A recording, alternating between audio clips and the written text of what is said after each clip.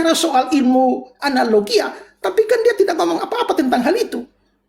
Ya, apakah A seperti B itu berarti dalam segala hal? Itu berarti poin saya, bukan saya menolak kesamaan, tapi saya menolak kesamaan dalam segala aspek. Itu berarti saya menerima kesamaan, tapi kesamaan pada aspek-aspek tertentu, dan aspek-aspek tertentu itulah yang harus dibuktikan dari dalam teks. Nah, pada saat cuma mengangkat segala macam kesamaan lagi apa segala macam tuh, itu ya kembali lagi diangkat sesuatu yang tadi saya katakan. Dasarnya apa mengangkat seluruh kesamaan itu? Ya. Nah, justru seperti saya bilang, kalau mau mengangkat segala kesamaan, maka kita bertanya, Musa membelah laut, Muhammad pernah belah laut atau tidak? Musa pernah bikin 10 tulah, banyak mujizat. Muhammad pernah bikin 1 mujizat atau tidak? Atau sebanyak Musa atau tidak? Musa pernah bikin korban Paskah, Muhammad ya atau tidak? Dan saya bisa perpanjang segala macam daftar yang Musa bikin dan Muhammad tidak bikin. Makanya saya pertanyakan itu adalah dasar apa itu semua kesamaan? Ya. Nah, harus diingat lagi dalam konteks kitab Ulangan, ketika Musa berbicara seperti itu, nanti di ujungnya, ya, di ujungnya ketika Musa sudah mati, ya, lalu muncul teks Ulangan 34 ayat yang ke-10 sampai 12. Seperti Musa yang dikenal Tuhan berhadapan muka, tidak ada lagi nabi yang bangkit dari antara orang Israel. Dalam segala tanda dan mujizat yang dilakukan atas perintah Tuhan di tanah Mesir, terhadap Firaun, terhadap semua pegawainya, dan dalam hal segala perbuatan kekuasaan dan kedahsyatan besar yang dilakukan Musa di depan seluruh orang Israel. Ayat 10-nya berkatakan, seperti Musa, tidak ada yang dikenal di hadapan Tuhan. Tidak ada nabi yang bangkit. Dengan ciri apa? Dengan ciri mujizat.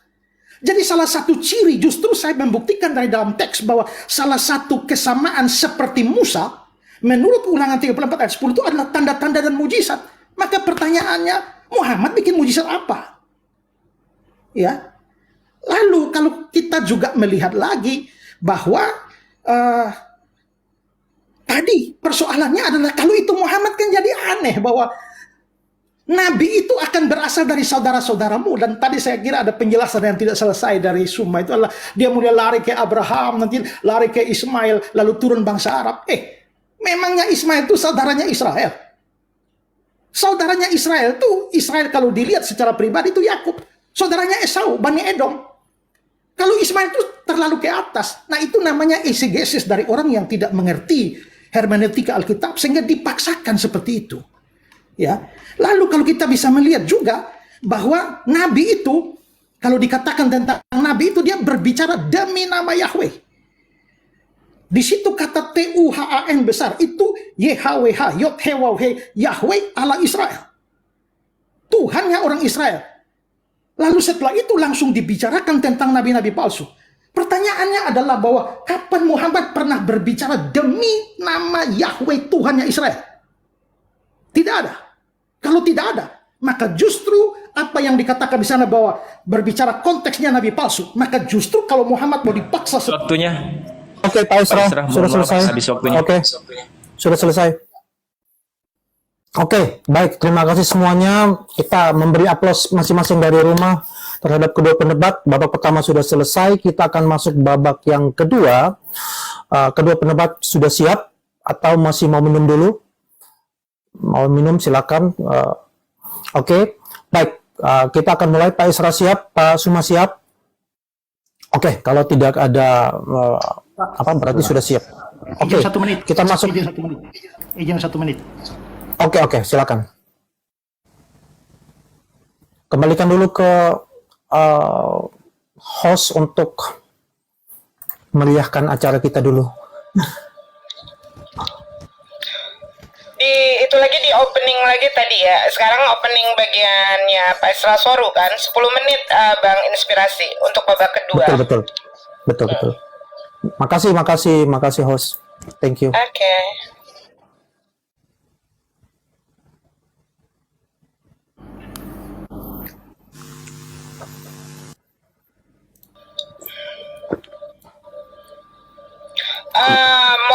moderator, moderator sebentar. Saya izin waktu nanti untuk diperpanjang di waktu TikTokan aja, Bang. Oke. Oke, Gimana? silakan dilanjut. Oke.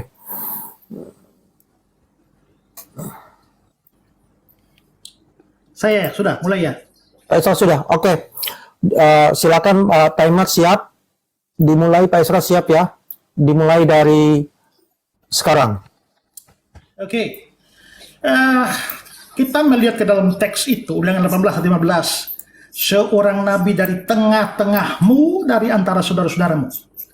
Dan ayat 18. Dari antara saudara mereka.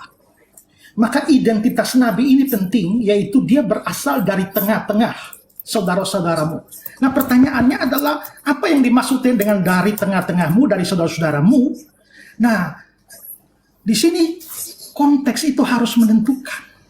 Nah, saya kira mungkin Sumani tidak terbiasa belajar Alkitab dengan konteks, hanya cuma comot-comot ayat aja. Ini di dalam pasal 18 kitab Ulangan. Ayat 15 ya. Maka kita harus mulai lihat dari ayat 1. Ya. Nah, dikatakan imam-imam orang Lewi dan seluruh suku Lewi, janganlah mendapat bagian dalam pusaka mereka bersama-sama orang Israel. Lalu ayat 2, janganlah ia, itu berarti suku Lewi. Di tengah-tengah saudara-saudaranya, yaitu suku Israel yang lain. Tuhanlah milik pusakanya yaitu suku Lewi. Seperti yang dijanjikan kepadanya, suku Lewi. Inilah hak imam, suku Lewi, ayat 3. Ayat 4 juga. Ayat 4, hasil pertama gandummu, itu suku Israel yang lain.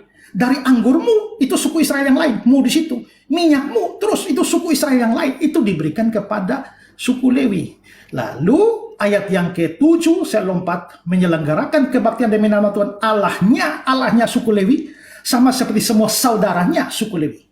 Jadi, pertama-tama ayat 1-8 itu bicara soal suku Lewi. Maka, saudara-saudaramu itu adalah saudara-saudara dari suku Lewi. Lalu ayat 9-18 itu mulai nasihat kepada umat Israel secara umum. Apabila engkau umat Israel sudah masuk ke negeri yang diberikan kepadamu umat Israel, Tuhan Allahmu umat Israel, janganlah engkau umat Israel. Lalu ayat 10, dan di antaramu itu umat Israel.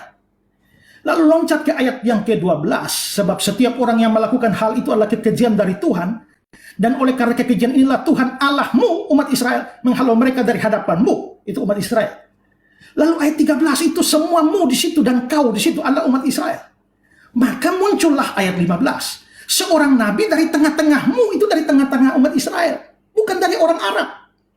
Dari antara saudara-saudaramu, itu Israel. Lalu dari ayat yang ke-18, seorang nabi akan kubangkitkan bagi mereka, bagi umat Israel. Di antara mereka, umat Israel, seperti engkau. Dia akan mengatakan kepada mereka, umat Israel, segala yang kuperintahkan padamu. Nah, itu berarti bahwa frase dari tengah-tengahmu dan dari antara saudara-saudaramu, itu tidak bisa di luar dari 12 suku Israel. Bagaimana larinya loncatnya sampai ke Abraham, lalu Ismail, lalu turun bangsa Arab. Itu terlalu jauh. Nabi ini harus dari kalangan orang Israel dan bicara untuk umat Israel. Muhammad bukan nabi dari kalangan Israel. Dan tidak bicara secara khusus untuk orang Israel. Ya. Begitu juga dari antara saudara-saudaramu, itu frase yang umum di dalam kitab-kitab Taurat. Imamat 10 ayat 6, Imamat 25 ayat 26. Juga Hakim-Hakim 20 ayat 13. Dan kalau kita bicara konteks yang lebih dekat, Ulangan 17 ayat 15. Ini soal pemilihan raja. Maka hanyalah raja yang dipilih Tuhan Allahmu yang harus kau angkat atasmu dari tengah-tengah saudaramu. Jadi rajanya itu harus dari tengah-tengah saudaramu. Siapa? Ya nanti kita bisa lihat Benyamin atau Daud. Itu kan dari orang Israel. Jadi istilah dari tengah-tengah saudaramu tidak pernah berarti bahwa itu dari luar bangsa Israel. Jadi mustahil Nabi itu Muhammad. Karena Muhammad bukan orang di antara Israel. Itu di pinggir Israel atau di luar Israel. Ya. Nah, terus Nabi itu akan berkata-kata demi nama Yahweh. Ya, itu yang tadi dibilang ya. Dia bicara demi namaku. Tapi namaku yang maksud di sana siapa? Ulangan 18 ayat 21. Difirmankan Tuhan besar. Yahweh. Demi nama Yahweh. Ya. Nah, pertanyaannya kapan Muhammad pernah berbicara tentang nama Yahweh, Tuhannya orang Israel? Ketiga. Nabi itu mengenal dan dikenal Yahweh, mempunyai hubungan yang sangat spesial dengan Yahweh, seperti Musa. Ini yang saya bilang, seperti di situ harus dilihat dari konteks. Nah, kalau kita geser ke belakang Ulangan 34, seperti Musa yang dikenal Tuhan berhadapan muka dengan muka. Nah, frase dikenal Tuhan berhadapan muka dengan muka itu menunjukkan tingkat kekaripan yang sedemikian rupa dengan Nabi itu dengan Yahweh. Pertanyaannya adalah, apakah Muhammad mempunyai hubungan yang spesial dengan Yahweh, Tuhannya orang Israel? Dan dari konteks Ulangan 18, Nabi itu harus menjadi perantara antara umat Allah dengan umatnya Israel. Karena ayat 15, seorang Nabi akan dibangkitkan bagimu, tapi Nabi seperti engkau tuh dalam hal apa? Tidak bisa dalam segala hal yang diambil semua dengan segala macam dari ujung dunia. Ayat 16 itu jadi kuncinya. Tepat seperti yang kamu minta dahulu kepada Tuhan Allahmu di Gunung Horeb pada hari perkumpulan dengan berkata, tidak mau aku mendengar suara Tuhan Allahku, dan api yang besar ini tidak mau melihatnya lagi, supaya jangan aku mati. Lalu berkatalah Tuhan kepadaku, apa yang mereka katakan itu baik. Seorang nabi ku bangkitkan bagi mereka. Berarti nabi itu, ini kan orang Israel takut ketemu Tuhan di Gunung Horeb, lalu minta supaya jangan Tuhan ngomong langsung. Ada perantaranya, yaitu Musa. Maka janji tentang nabi itu akan nabi yang akan berfungsi sebagai perantara antara Tuhan dan umatnya Israel. Jadi kesamaan itu adalah kesamaan dalam keperantaraan itu. Itu konteksnya. Jadi tidak bisa diambil segala macam jurusan. Pertanyaannya, kapan Muhammad dikatakan sebagai perantara antara Allah, Yahweh, dan umat Israel? Masih dalam hal yang sama yang seperti saya singgung tadi. Seperti Musa. Lalu ayat 11-nya, dalam segala hal tanda dan mujizat yang dilakukan. Maka pertanyaannya, kapan Muhammad pernah bikin mujizat? Dan kalau dia pernah bikin mujizat, apakah mujizat itu di depan orang Israel? Dan apakah mujizat itu sebanyak yang dilakukan Musa? Maka kesimpulan itu saya itu adalah bahwa pasti bukan Muhammad yang dijanjikan di sana. Muhammad tidak memenuhi persyaratan sebagai nabi istimewa itu. Karena itu penafsiran yang mengatakan bahwa Musa menubuatkan datangnya Muhammad, itu penafsiran yang sifatnya eisegesis. Eisegesis itu adalah memasukkan konsep ke dalam teks, padahal teks tidak mengatakan itu. Itu menunjukkan kebutaan dalam hermeneutik Alkitab. Saya percaya, Nabi itu adalah Yesus. Karena apa? Seperti saya tunjukkan tadi, ayat-ayat itu sudah menunjukkan bahwa Yesus memang adalah Nabi. Jadi bahwa orang Kristen percaya dia Tuhan, kita tidak punya kendala dengan dia adalah Nabi. Karena memang dia juga adalah Nabi. Dan Yesus memenuhi ciri dari Nabi itu. Karena apa? Cirinya dia berasal dari kalangan Israel. Dan Ibrani 7 ayat 14 itu mengatakan Tuhan kita berasal dari suku Yehuda. Di Wahyu 5 ayat 5 dikatakan dia singa dari suku Yehuda. Berarti dia ada dari tengah-tengah Israel. Dalam poin ini saja, Yesus masuk dari kalangan Israel. Muhammad lewat, keluar. Yesus berbicara atas nama Yahweh, Tuhannya orang Israel. Aku menaruh firmanku dalam mulutnya. Dia akan mengatakan kepada mereka segala yang kuperintahkan kepadanya. Dan bukankah Yesus juga mengatakan bahwa Yohanes 12 ayat 49, Bapa yang mengutus aku, dialah yang memerintahkan aku untuk mengatakan apa yang harus aku katakan dan aku sampaikan. Yohanes 3:32, dia memberi kesaksian tentang apa yang dilihatnya dan yang didengarnya. Yohanes 5 ayat 30, aku tidak menuruti kehendakku sendiri, melainkan kehendak dia yang mengutus aku. Yohanes 8 ayat 26, apa yang ku dengar daripadanya itu yang ku katakan. Jadi betul-betul persis seperti nubuat Nabi di Ulangan 18 itu. Berikutnya, Yesus punya hubungan spesial dengan Yahweh. Seperti Bapa mengenal aku mengenal Bapa. Yohanes 10 ayat 15. Aku dan Bapa satu. Yohanes 10 ayat 30. Tidak seorang pun mengenal anak selain Bapa. Dan tidak seorang pun mengenal Bapa selain anak. Yohanes 11 ayat yang ke-27. Dan Yesus memang menjadi perantara umat. Tidak ada seorang pun yang dapat datang kepada Bapa kalau tidak melalui aku. Seperti Musa diminta untuk menjadi perantara antara umatnya dengan Allah. Sesuai konteks Ulangan 18 ayat 16. Musa jadi perantara. Seperti Musa itulah dalam hal keperantaraan. Yesus menjadi perantara. Yohanes 14 ayat 6. Tidak seorang pun dapat datang kepada Bapa kalau tidak melalui aku. 1 Petrus 3 ayat 18. Supaya dia membawa kita kepada Allah. Dan 1 Timotius 2 ayat 5. Dia yang menjadi pengantara antara Allah dan manusia, yaitu manusia Kristus Yesus. Maka tugas perantaraan ini dilakukan oleh Yesus. Tidak ada yang bisa datang kepada Allah tanpa lewat Yesus. Makanya saudara semua, Saya tidak peduli bagaimanapun juga, tapi saudara orang berdosa, saya orang berdosa, kita semua layak masuk neraka. Tanpa keperantaraan Yesus, semua akan pergi ke neraka. Karena itu, saudara mungkin tidak mau percaya, tapi saya tetap meminta percayalah kepada Yesus supaya selamat. Kalau tidak, saudara tidak selamat. Berikut, Nabi itu membuat banyak mujizat, dan Yesus ternyata membuat begitu banyak mujizat. Yohanes 6 ayat 14 itu ya, kalau kita lihat, begitu melihat mujizat, orang langsung percaya, dia Nabi akan datang. Yohanes 6 ayat 14. Ketika orang-orang itu melihat mujizat yang telah diadakannya, mereka berkata, dia ini adalah benar-benar Nabi yang akan datang ke dalam dunia. Jadi kita bisa lihat, Nabi yang akan datang ke dalam dunia itu seperti yang dimaksudkan dengan Nabi yang dijanjikan oleh Oke, Pak Isra. Pak Isra, saya Waktu sudah selesai. lanjut. Pak Isra. Ya, makasih timer. Oke. Pak Isra sudah cukup. Oke. Wah, ini cukup banyak poinnya.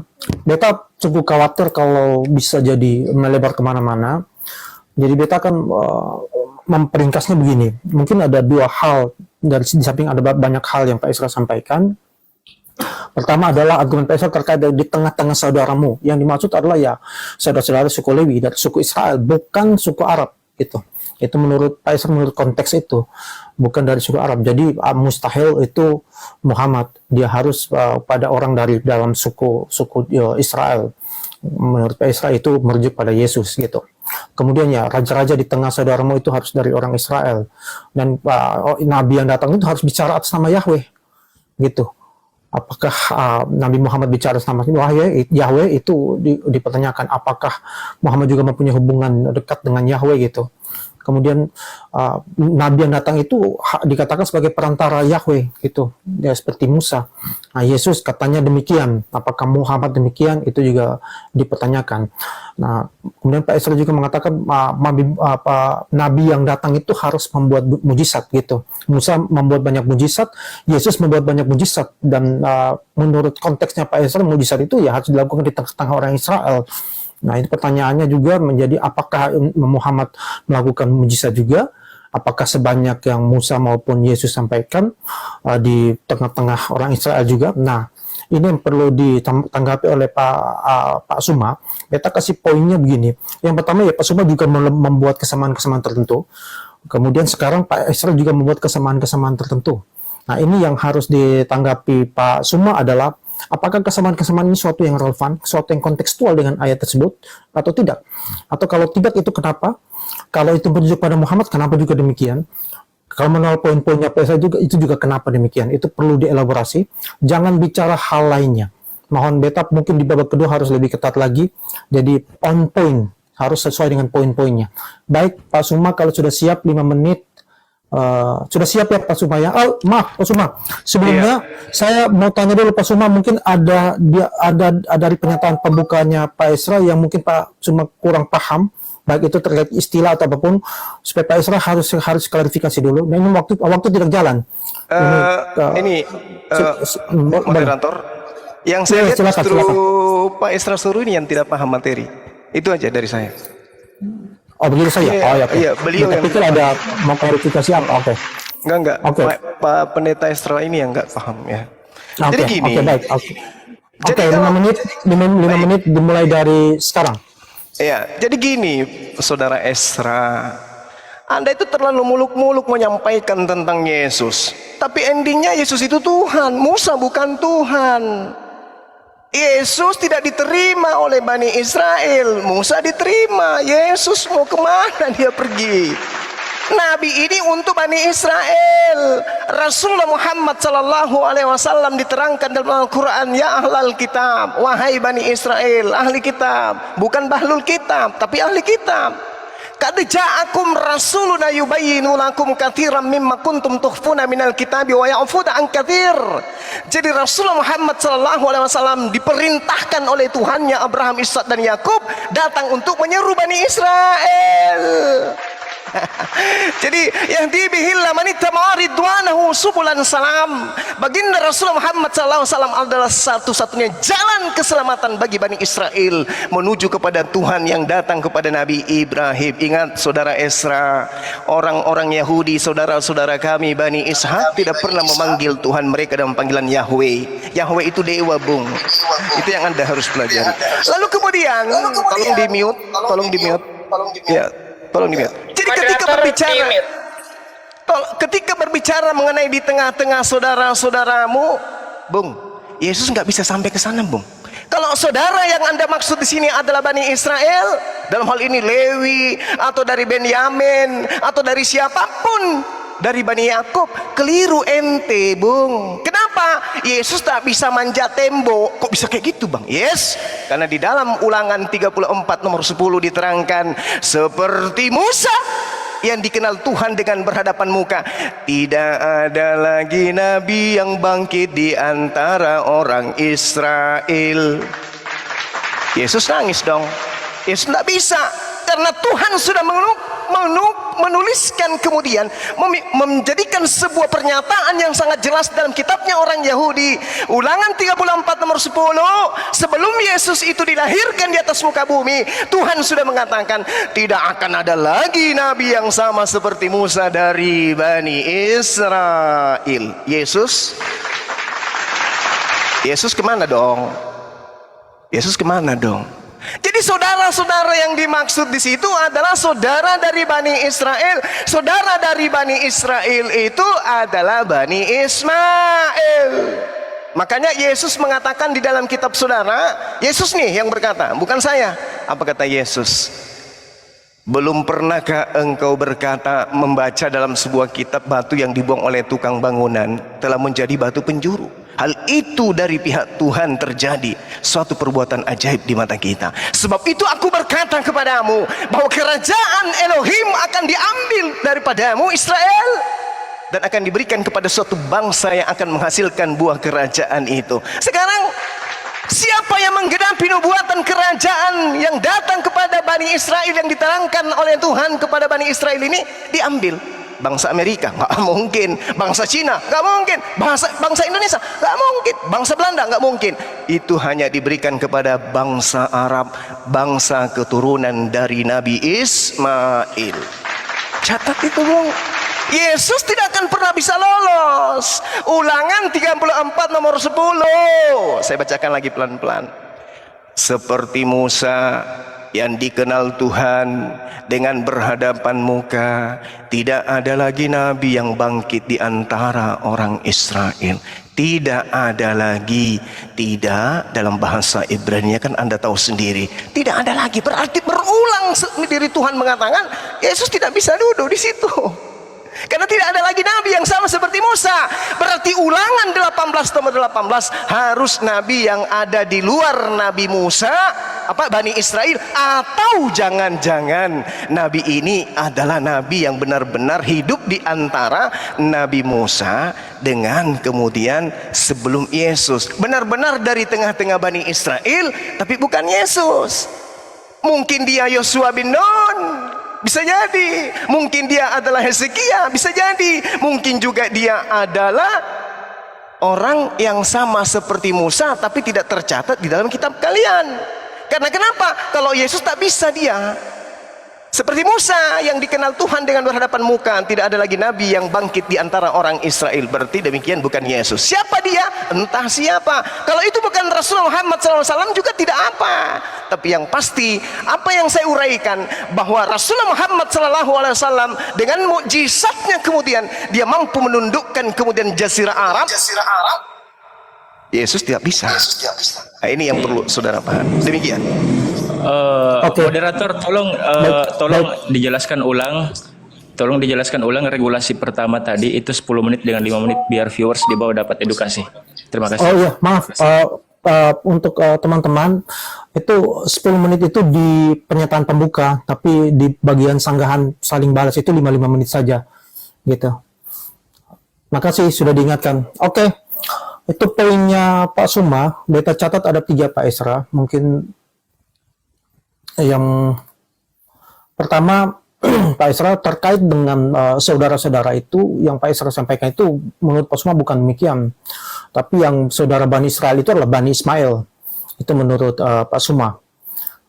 Walaupun mungkin dibutuhkan nanti ke depan bisa dielaborasi lebih jauh. Jadi Pak Isra tolong elaborasi lagi lebih jauh terkait hal ini, agar nanti Pak Suma juga bisa mengelaborasinya. Yang kedua, menurut Pak Suma dulu dari konteks ayat ini, tidak ada lagi nabi yang bangkit dari antara orang Israel. Nah, kalau tidak ada, maka tidak mungkin lagi ada Israel. Itu Yesus. Yesus kan dari Israel. Masa bangkit lagi dari Israel kan? Ayat itu mengatakan sudah tidak ada lagi. Yang ketiga, yang ketiga apa ya Pak Suma ya? Tadi beta yang terakhir itu apa ya? Saya sedikit lupa. Pak Suma mohon dibantu. Yang ketiga terakhir itu, yang tadi poin terakhir itu Pak Suma punya. Itu ada poin yang terakhir itu Pak Suma. Ya, poin terakhirnya saya katakan bahwa Yesus tidak bisa duduk di situ karena dia berasal dari tengah-tengah Bani Israel. Baginda Rasulullah Muhammad SAW menundukkan kemudian Jazirah Arab. Nabi Musa juga demikian. Oke. Yang ketiga itu Pak Isra, mungkin Pak Isra tidak perlu repot-repot untuk mempertanyakan yang dibuat itu adalah Muhammad atau bukan, karena Pak Suma juga tidak mewajibkan demikian, tidak apa-apa. Jadi dengan membahas bukan Muhammad itu adalah red herring. Beta langsung ingatkan ini Pak Isra, supaya Pak Isra tidak perlu membahas itu. Jadi kalau Pak Isra membahas mungkin beta akan langsung potong. Jadi silakan Pak Isra, 5 menit dimulai dari sekarang.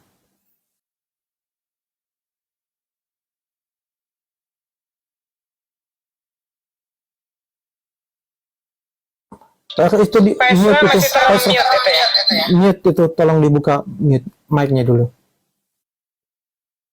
Ya, jadi sebenarnya melihat pembicaraan ini agak panjang dan banyak hal yang perlu bisa ditanggapi hanya karena waktu yang 5 menit dan moderator merinci beberapa poin, jadi saya hanya fokus ke situ saja. Pertama itu adalah saudara di antara saudara-saudaramu. Saya tadi mengatakan bahwa di antara saudara-saudaramu itu saya memakai dalil konteks dari teks itu. Bahwa konteks dari teks itu menunjukkan bahwa saudara-saudara itu dari kalangan orang Israel. Nah, kalau sekarang cuma larinya ke Ismail, dasarnya itu apa? Ya, karena kalau kita melihat dari hubungan Ismail dan Israel, itu Ismail itu bukan saudaranya Israel. Ya, itu di atas sana itu. Karena Ismail itu kan saudaranya si Ishak. Sedangkan Israel kalau menunjuk pada orang itu Yakub, dan Bani Israel itu adalah keturunan Yakub. Sehingga kalau memang kita bicara saudara mau keluar di antara suku-suku Israel, maka paling dekat itu adalah Edom. Tapi bagaimana larinya sampai Ismail yang lebih jauh di atas sana? Jadi saya mengatakan itu dari kalangan orang Israel, ada dalilnya yaitu konteks. Tapi Ismail itu bagaimana sampai bisa larinya ke Ismail itu dasarnya apa? Ya, oke lah, seandainya dibilang Ulangan 34 ayat 10, maka Nabi itu tidak bangkit dari antara orang Israel. Kalau seandainya saya mau terima itu, Nabi itu tidak dari Israel, tapi mengapa harus dari Ismail? Dasarnya itu apa? Kedua, Ulangan 34 ayat 10. Seperti Musa yang dikenal Tuhan dengan berhadapan muka, tidak ada lagi nabi yang bangkit dari antara orang Israel. Lalu akhirnya semua pakai ini bahwa itu pasti bukan Yesus, karena Yesus itu dari kalangan Israel, dan ayat ini bilang tidak ada nabi bangkit dari antara orang Israel. Disinilah saya melihat bahwa memang ya satu lagi menunjukkan bahwa semua tidak terbiasa membaca Alkitab dengan memperhatikan konteks. Ya. Kalau hanya dilihat tidak ada lagi nabi yang bangkit dari antara orang Israel, ingat di situ masih ada koma, lalu ada lanjutannya ayat 11-12. Lalu ayat 10 sebelumnya itu ada seperti Musa yang dikenal. Itu berarti bahwa, perhatikan ayat 10, seperti Musa yang dikenal Tuhan berhadapan muka. Lalu ayat 11, dalam segala tanda dan mujizat. Maka seluruh konteks itu harus ditafsirkan bahwa dalam hal dikenal Tuhan berhadapan dengan muka dan dalam hal mujizat tidak ada lagi nabi yang bangkit dari antara orang Israel. Kalau hanya tidak ada nabi yang bangkit dari orang Israel, jadi aneh. Karena setelah itu kan ada Nabi Yesaya, Yeremia, Yeskiel, Daniel. Masih banyak nabi setelah Musa. Kalau begitu maka ayat ini tidak bisa ditafsirkan tidak ada nabi yang bangkit dari antara orang Israel. Dan karena itu harus dari bangsa lain. Dari Arab misalnya. Tidak. Maka maksudnya tidak ada nabi seperti Musa yang bangkit lagi. Tapi sampai kapan? Ulangan pasal 34 itu bagian akhir dari kitab Ulangan. Yang pasti bukan ditulis oleh Musa karena di dalamnya ada tulisan cerita tentang kematiannya. Itu berarti bagian ini itu ditulis oleh generasi selanjutnya, mungkin oleh Esra. Kalau itu benar, maka sampai zaman itu, maksudnya sampai zaman penulisan Ulangan 34 ayat 10, memang tidak ada nabi bangkit dari antara orang Israel. Dalam hal apa? Dalam hal seperti Musa berhadapan muka dengan Tuhan dan dalam hal mujizat. Sampai kapan ternyata Yesus datang punya hubungan yang istimewa dengan Yahweh dan membuat banyak mujizat. Kalau konteks ini dibaca seluruhnya, maka kesimpulannya tidak bisa larinya ke Ismail sana. Lalu dikatakan, Muhammad menundukkan Jazirah Arab. Muhammad bikin mujizat menundukkan Jazirah Arab. Mujizat macam apa yang dibicarakan dalam Pak Isra tidak usah bahas itu tentang Muhammad. Pak Isra, mohon Pak Isra, jangan dibahas tentang Muhammad karena Pak Suma pun tidak mengatakan bahwa itu mujizat untuk menubuat untuk Muhammad. Tidak sedang membahas itu. Entah tidak pun tidak apa-apa. Jadi Pak Isra jangan menyinggung itu. Itu red herring sih menurut Tapi kan tadi dia kan bilang bahwa mujizat yang dibikin Muhammad ke Jazirah Arab. Iya, mungkin untuk oke. Tapi gini Pak Isra, tapi jangan dibahas itu lebih jauh. Mereka pikir nanti itu keluar apa. Jadi bahas saja yang kalau begitu saya nggak bahas yang ketiga, itu yang kedua tadi. Iya. Dasar apa saudara-saudara tuh lari ke Ismail? Kalau saya bilang itu ada dasarnya, yaitu konteks. Lalu Ulangan 34:10 problem konteks juga. Jelaskan itu. Masih ada waktu Pak Isra, sudah cukup? Cukup. Oke, baik. Terima kasih Pak Suma. Jadi menurut Pak Isra itu bicara tentang saudara-saudara itu konteksnya demikian yang Pak Isra sudah ceritakan. Konteksnya itu dari kalangan orang Israel, konteks ayat tersebut. Maka Pak Isra mempertanyakan apa dasarnya merujuk pada Bani Ismail? Apa dasarnya di konteks itu, bagaimana yang mengatakan demikian? Kemudian yang kedua, kalau tidak harus Israel, bukan yang kedua ya, itu menunjukkan kalau tidak harus Israel juga, kenapa juga harus Bani Ismail gitu? Itu masih berkaitan yang pertama. Yang kedua, Pak Suma mengatakan tidak ada nabi dari Bani Israel. Tapi Pak Suma, menurut Pak Suma tidak membaca lengkap ayatnya. Di ayat sebelumnya jelas mengatakan bahwa akan membangkitkan seorang nabi. Nah, berarti akan ada, bukan tidak ada gitu. Jadi Pak Suma mungkin tetap di seputaran ini saja supaya kita jangan melebar kemana-mana. Jadi Pak Suma boleh, karena ini waktu juga cuma 5 menit, jadi Pak Suma boleh sampaikan tanggapan Pak Suma terkait poin-poin yang sudah kita angkat. Silakan 5 menit dimulai dari sekarang. Jadi ketika berbicara mengenai Ulangan 34, sekali lagi saya katakan, Yesus tidak bisa di sini, dia nggak bisa lolos, dan itu nggak ada bantahan sama sekali. Lalu kemudian saudara mengatakan, mengapa harus dari Ismail?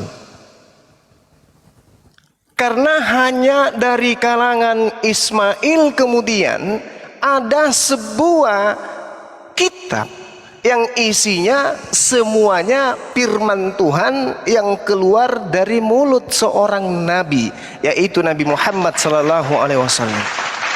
Anda boleh tidak mengatakan itu bukan beliau. Makanya saya katakan saya tidak merujuk kepada Ulangan untuk menabikan Nabi Muhammad. Tidak. Nabi kami sudah jelas teruji bahwa seluruh yang keluar dari mulutnya dibukukan menjadi kitabullah, yaitu Al-Quranul Karim.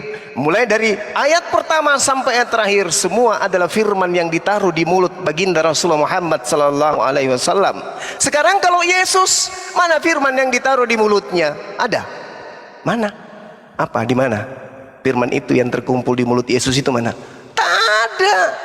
Jadi kalau saudara mengatakan kemudian itu Yesus, pertanggungjawabkan mana firman-firman yang Tuhan taruh di mulut Yesus.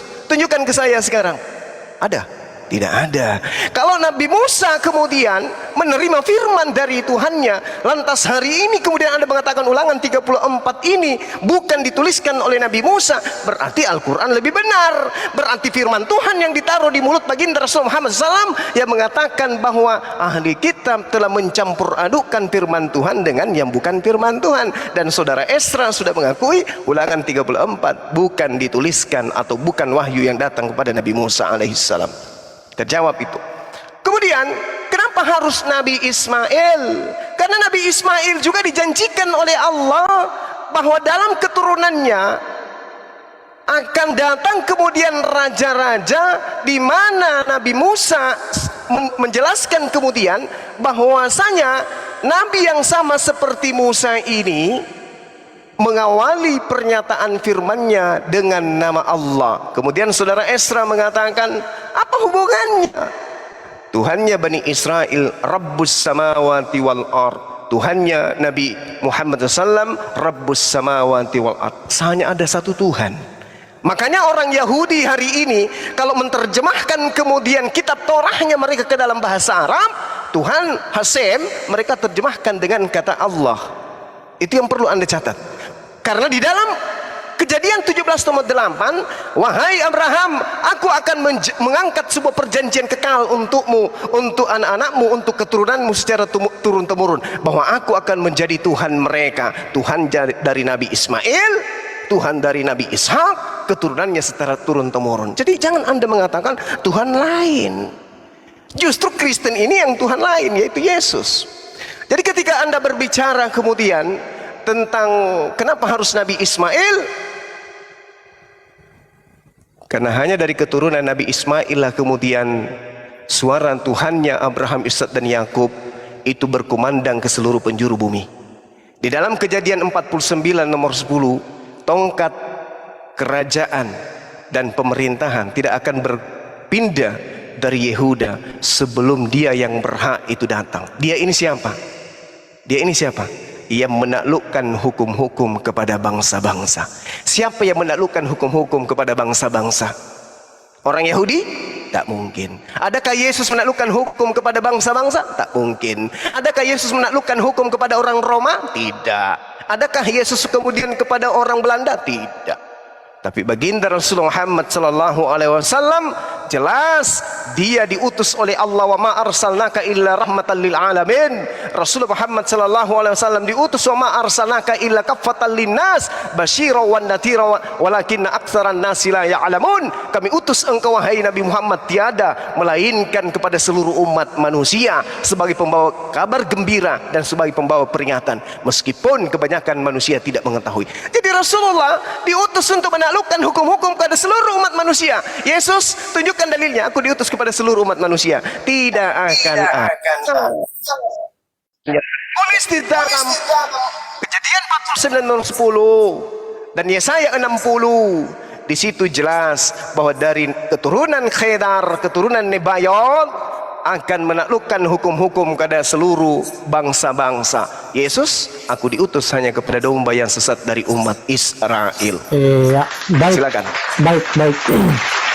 Terima kasih Pak Suma. Jadi Pak Esra, nampaknya argumen Pak Esra itu berusaha dibantah dengan Pak Suma mengatakan bahwa kenapa harus Bani Israel? Karena hanya dari Nabi Muhammad lah keluar kitab, dari mulutnya Nabi Muhammad ada kitab gitu. Jadi akhirnya ya di sanggahan yang keempat ini akhirnya keluarlah kesimpulannya Pak Suma bahwa Nabi Muhammad yang dinubuatkan gitu. Dari sebelumnya masih abu-abu.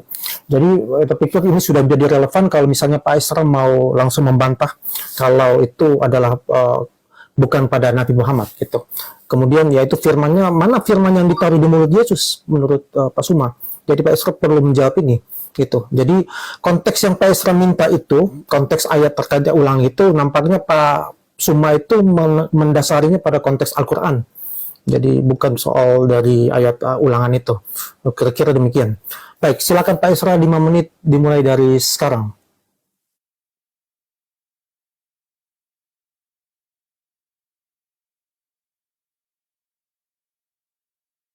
Pak Esra, open mic ini ya. Ya, jadi Tadi dalam komentar awal beliau mengatakan bahwa untuk Ulangan 34 ayat 10 Yesus tidak akan lolos. Tapi kan saya menunjukkan tadi kesalahan penafsiran dia itu adalah dia tidak memperhatikan, semua tidak memperhatikan konteks ayat itu, yaitu ayat 10 dan ayat 11 sampai 12. Dia cuma lihat kalimatnya saja, yaitu bahwa tidak ada lagi nabi yang bangkit dari antara orang Israel. Tadi kan saya sudah tunjukkan bahwa tidak ada lagi nabi yang bangkit dari antara orang Israel. Tidak bisa ambil itu karena itu jadi soal. Karena setelah Musa itu masih bangkit banyak nabi dari Israel. Kalau begitu arti apa tidak ada lagi nabi yang bangkit dari antara orang Israel? Artinya dihubungkan dengan ayat 10, yaitu seperti Musa yang dikenal Tuhan berhadapan muka. Lalu ayat 11 sampai 12 yaitu dalam urusan mujizat tanda-tanda yang dilakukannya. Dengan kata lain, sampai pada bagian itu tidak ada nabi yang bangkit dari antara orang Israel yang seperti Musa yang berhadapan muka dan yang melakukan mujizat-mujizat. Jadi bukan soal tidak bikin mujizat. Nanti kan kita bisa lihat, Yesus bikin mujizat lebih banyak dari Musa. Justru Muhammad yang tidak pernah ada mujizatnya. Jadi saya pakai argumentasi ini, tapi ya dia tidak bahas argumentasi saya, tapi dia hanya cuma berkata lagi bahwa Yesus tidak lolos. Ya kalau ngomong begitu ya semua orang juga bisa. Kedua, bahwa itu dari kalangan Ismail karena tidak ada bangsa lain yang akhirnya turun kitab. Nah inilah yang saya kira problemnya semua ini kelihatannya perlu belajar hermeneutics Alkitab dengan baik. Karena saya kasih tahu ya, ada di dalam hermeneutics Alkitab itu ada dua istilah yang mirip, yaitu eksegesis dan eisegesis. Eksegesis itu narik keluar. Sebuah pemahaman itu ditarik keluar dari teks, baru diartikan. Tapi eisegesis itu kita memasukkan sesuatu ke dalam teks. Kita sudah mempunyai peranggapan, lalu memaksakan teks untuk cocok dengan pandangan kita. Waktu saya mengatakan bahwa nabi yang datang itu dari antara orang Israel, saya tunjukkan dari konteksnya, dari dalam teks konteksnya mulai dari ayat 1 bahkan. Sehingga bahkan juga di seluruh kitab Ulangan, bahwa frase semacam itu tidak bisa diartikan di luar Israel. Nah, tapi kalau ketika semua mengatakan bahwa, kenapa Ismail? Karena di antara semua bangsa itu hanya Ismail yang datang. Berarti dia melompat keluar dari teks, mengambil sesuatu dari luar lalu memaksakan masuk ke sana. Itu eisegesis dan itu haram di dalam hermeneutics Alkitab. Makanya saya bilang belajar hermeneutik dengan bagus. Kalau tidak jadi tafsirnya comot-comot ayat sesukanya. Ya. Lalu kalau ditanya, di mana firman ditaruh di mulutnya? Ya Yesus ngajar selama 3 tahun itu apa? Kan firman. Kalau Anda memikirkan firman hanya sebatas pada kitab, nah itu jadi soal. Tapi firman ditaruh di mulutnya artinya waktu dia datang ke dalam dunia, dia mengeluarkan perintah-perintah atau firman Tuhan yang disampaikan melalui mulutnya. Selama di 3 tahun dia bikin apa? Dia memberitakan firman kan? Dia ngajar selama 3 tahun itu. Ya. Waktu saya bilang Ulangan 34 bukan ditulis oleh Musa, ya ada dasarnya karena pada waktu itu kan masa Musa cerita tentang kematiannya sendiri. Lalu kalau itu dikatakan, saya mengakui bahwa Ulangan 34 bukan wahyu, bukan firman. Lah, yang saya bilang itu bukan ditulis oleh Musa, tapi bukan wahyu. Memangnya firman hanya bisa ditulis oleh Musa? Lalu kalau dikatakan Nabi Ismail kepadanya dijanjikan akan datang raja-raja. Ya kan yang dia dijanjikan datang raja-raja bukan Nabi. Yang dibicarakan sini kan Nabi bukan raja. Jadi saya kira semua membuat penafsiran yang fatal dengan memasukkan ide dari luar ke dalam teks. Yang jelas-jelas teks itu mengatakan dari kalangan Israel sendiri. Demikian.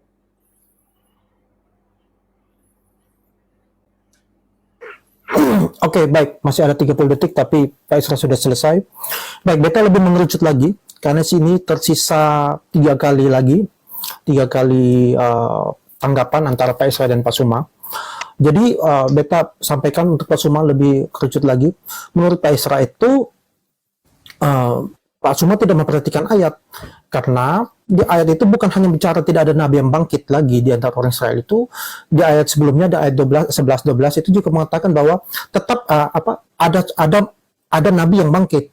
Bahkan dan faktanya di Alkitab memang tertulis banyak setelah Musa masih ada nabi-nabi. Hanya nanti yang nabi yang seperti Musa itu sampai pada Yesus. Maksudnya Pak Esra begitu. Jadi yang Pak Esra sampaikan itu bukan berarti tidak akan bangkit lagi, karena faktanya ada nabi-nabi juga gitu sampai pada zaman Yesus gitu. Zaman Yesus itu yang Yesus yang disamakan dengan Musa. Nah, menurut Pak Esra menunjukkan dengan konteks ayat. Tapi Pak Suma tidak menunjukkan, tidak menyampaikan dengan konteks ayat dalam ulangan itu, tapi menggunakan Al-Quran misalnya. Jadi dia dianggap melakukan ECGC. Nah, jadi di sini beta arahkan mungkin Pak Suma bisa tunjukkan melalui konteks ayat. Tetapi kalau misalnya Pak Suma juga menolak, itu tidak apa-apa. Itu ini haknya Pak Suma. Tidak mau menggunakan konteks ayat itu tidak apa-apa. Kemudian terkait dengan di mana firman di mulut Yesus, menurut Pak Esra kan firman di mulut Yesus itu tidak berarti harus membuat kitab atau ada kitab. Kan Yesus Yesus mengajar memberitakan firman selama 3 tahun. Itu juga firman di mulut Yesus gitu. Nah, itu yang poin yang beta pikir perlu disoroti lebih tajam lagi oleh Pak Suma. Oke, Pak Suma kalau sudah siap, tolong on point pada yang sudah beta sampaikan. 5 menit dimulai dari sekarang. Iya. Jadi kalau saudara Esra berbicara mengenai hermeneutika dan seterusnya, itu adalah dapur Kristen terhadap kitabnya orang Yahudi, Bung. Silakan aja. Anda mau melakukan eksegesis apapun terhadap kitabnya orang, silakan aja. Tapi ini kita sedang berbicara tentang oknum yang sama seperti Musa. Jadi seindah apapun kemudian ilmu yang Anda punya tentang hermeneutika dan seterusnya, itu tidak akan pernah bisa menggantikan orang yang sama seperti Musa itu. Silakan Anda dengan keilmuan saudara, silakan. Tapi apakah Yesus kemudian sama seperti Musa? Tak ada kesamaan 1% pun. Apatah lagi ketika berbicara mengenai Ulangan 34. Seperti Musa yang dikenal Tuhan dengan berhadapan muka, tidak ada lagi nabi yang bangkit di antara orang Israel. Berarti harus ada nabi di luar Bani Israel yang berhadapan muka bersama dengan Tuhan, sehingga nabi itu sama seperti Musa. Kembali ke Ulangan 18 nomor 18 tadi. Nah, apakah Yesus berhadapan muka? Di mana dia berhadapan muka dengan Tuhan? Tak ada dalilnya. Kalau di Al-Quran, Subhanalladzi asra bi'abdihi lailan minal masjidil harami ilal masjidil aqsa. Itu jelas itu. Bagaimana kemudian baginda Rasul Muhammad SAW berhadapan muka dengan Tuhan pencipta langit dan bumi tanpa perantara. Oke? Nah, sekarang kita lihat Ulangan 34. Tidak ada lagi nabi yang bangkit di antara orang Israel. Nabi yang kayak mana? Yang memiliki tanda-tanda mukjizat. Jadi kalau Yesus ada berjuta mukjizat, itu tidak menjadi aturan, tidak menjadi acuan, tidak menjadi sesuatu yang menjadi dasar untuk mendudukkan dia sama seperti Musa. Karena sebanyak apapun mukjizat Yesus, tidak ada lagi nabi dari Bani Israel terkait dengan mukjizat. Nabi Musa belah lautan, baginda Rasul Muhammad SAW belah bulan. Apa masalahnya kemudian? Dalam hal segala tanda-tanda yang diberikan kemudian oleh Allah kepada baginda Rasul Muhammad SAW, tanda-tanda yang diberikan kemudian Allah kepada Nabi Musa alaihissalam. Bagaimana kemudian pewahyuan itu datang? Bagaimana kemudian para malaikat itu datang untuk menyampaikan firman kepada Nabi Musa dan kepada Nabi Muhammad SAW? Tidak ada lagi hal itu terjadi di tengah-tengah Bani Israel. Kalaupun ada, tidak sama seperti Musa. Ini dalil.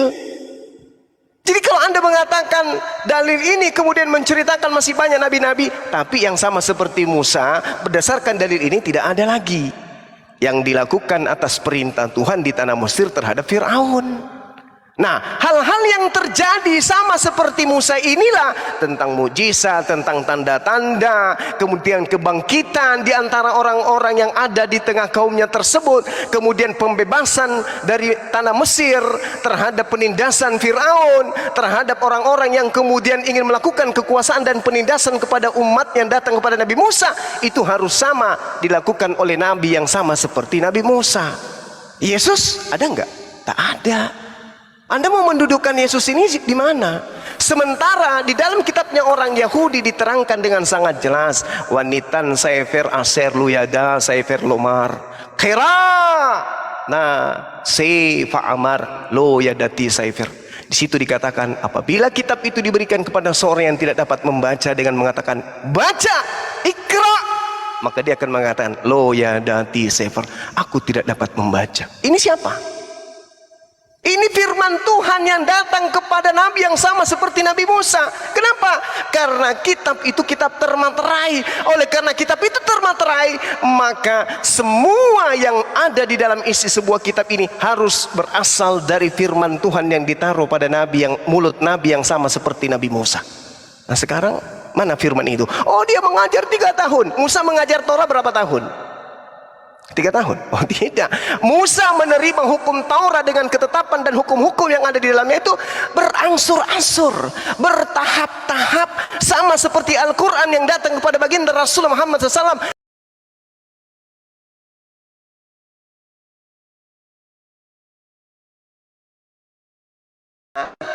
Mana? Kitabnya di mana? Yang hafal siapa? Tak ada. Nabi Musa alaihissalam kitabnya ada. Nabi Muhammad SAW kitabnya ada. Yesus kitabnya? Mana kitabnya Yesus? Ada. Berarti firman Tuhan bukan di mulut Yesus. Firman Tuhan adanya di baginda Rasulullah Muhammad SAW. Silakan. Oke, terima kasih Pak Suma. Ini akan menjadi sanggahan terakhir Pak Esra. Kemudian setelah itu Pak Suma akan menutup di babak kedua ini. Pak Esra, perhatikan. Jadi menurut Pak Suma ini tidak ada lagi nabi dari Israel. Tetap Pak Suma stand dari situ. Walaupun tadi Pak Esra sudah sampaikan bahwa faktanya di Alkitab ya setelah Musa masih ada nabi-nabi gitu. Kemudian yang berikut ketika Pak Esra minta konteks terkait konteks yang dibahas, yaitu terkait dengan Ulangan 18 ayat 15 sesuai dengan tema kita. Tapi Pak Suma tetap membahas menurut dasar Al-Quran. Dia pikir juga tidak apa, itu terserah Pak Suma. Kemudian Pak Suma mengatakan bahwa ya, kalau Yesus mengajar 3 tahun, apakah Musa juga mengajar 3 tahun atau mempunyai kitab mengajar 3 tahun gitu. Mungkin ini juga kembali soal kesamaan itu. Atau mana Yesus kalau dia mana kitab Yesus kalau dia memang ngajar 3 tahun gitu, mana kitabnya? Jadi keharusan Yesus harus punya kitab itu. Jadi Pak Esra tolong poin ini yang dipertajam untuk tanggapan terakhir Pak Esra ini. Kemudian setelah itu menjadi ditutup oleh Pak Suma. Silakan. Ya, jadi ini banyak hal yang dibicarakan ya, tapi saya waktu yang terbatas saya menyampaikan beberapa yang saya ingat saja. Jadi ketika saya menunjukkan bahwa itu membutuhkan hermeneutik yang bagus. Lalu beliau bilang bahwa hermeneutik tidak bisa gantikan orang seperti Musa. Lah siapa yang mau menggantikan orang seperti Musa itu dengan hermeneutik? Justru pendekatan hermeneutik yang baik itu yang bisa menentukan siapa orangnya di sana, ya.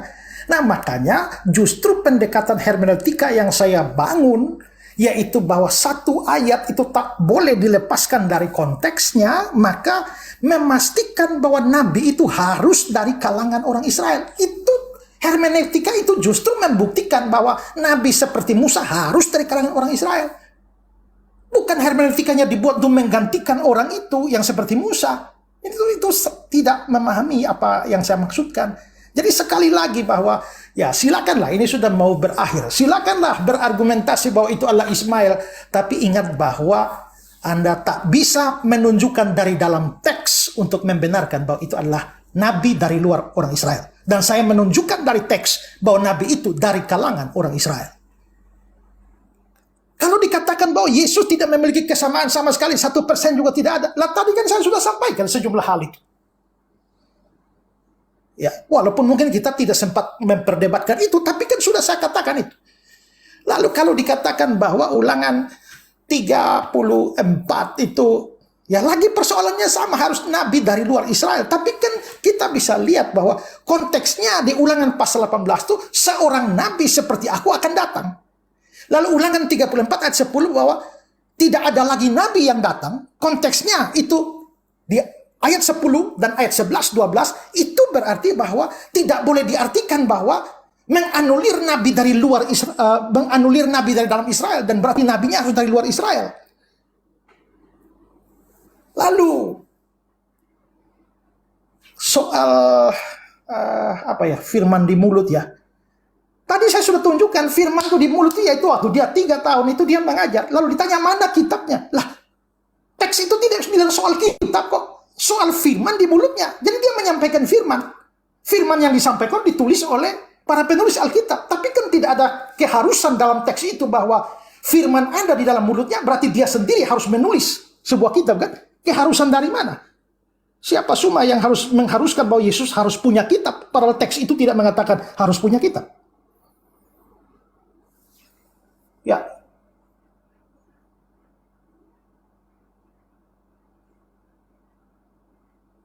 Cukup. Oke.